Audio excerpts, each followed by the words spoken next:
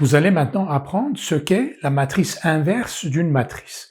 Soit A, une matrice carrée d'ordre n, on dit que A est inversible s'il existe une matrice carrée B d'ordre n, telle que AB égale BA égale IN, IN étant donc la matrice identité d'ordre n. La matrice identité est la matrice diagonale, donc des zéros partout, tous les coefficients sont nuls, sauf ceux de la diagonale qui sont tous égaux à 1. Donc AB égale BA égale IN. Donc si une telle matrice B existe, on va dire que A est inversible. On montre que si elle existe, cette matrice B est unique. On l'appelle la matrice inverse de A et on la note A-1.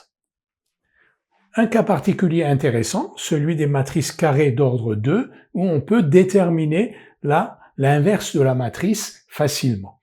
Donc soit A égale ABCD, donc une matrice d'ordre 2. On appelle déterminant de cette matrice le réel déterminant de A égale AD moins BC. C'est une notion que vous avez vue avec les vecteurs, donc on l'a ici avec les matrices. Donc déterminant de A, AD moins BC, et un résultat donc à connaître, A est inversible si et seulement si son déterminant est non nul, et dans ce cas-là, la matrice inverse de A, A-1, s'écrit 1 sur AD moins BC, D, A, moins B, moins C. Alors, un moyen facile de retenir cette formule, on échange A et D de place, on substitue D à A et A à D, et on change de signe B et C. Vous voyez donc D ici, A ici, moins B, moins C, et ensuite 1 sur déterminant de A. Tout de suite un exercice. On nous donne la matrice A, donc une matrice de lignes, de colonnes, une matrice carrée de rang 2, 2, 1, 1, 1. On nous demande de calculer le déterminant de A, puis sa matrice inverse A-1, puis de vérifier que A-1 fois A est égal à A fois A-1 est égal à I comme on s'y attend. Alors d'abord le déterminant de A,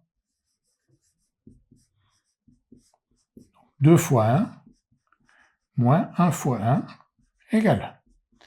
Ce déterminant étant non nul, la matrice A est inversible. On va l'écrire.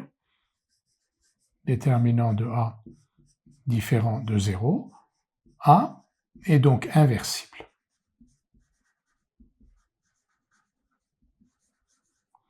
Et A-1, on va écrire là, égale 1 sur déterminant de A, je vais quand même l'écrire, donc 1 sur 1.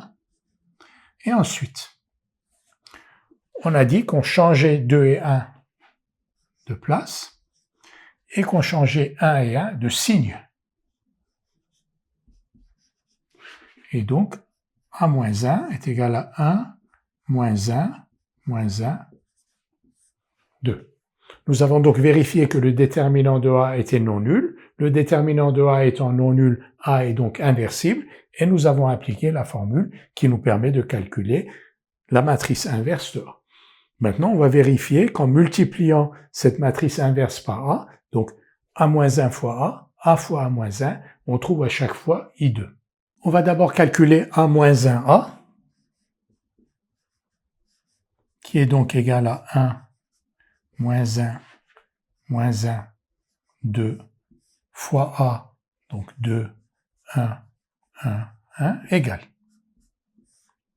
Ici, le terme de la première ligne, première colonne, donc on considère donc la première ligne de cette matrice et la première colonne de celle-ci, 2 fois 1, plus moins 1 fois 1, ça veut dire 1. Ensuite, première ligne, deuxième colonne cette fois-ci,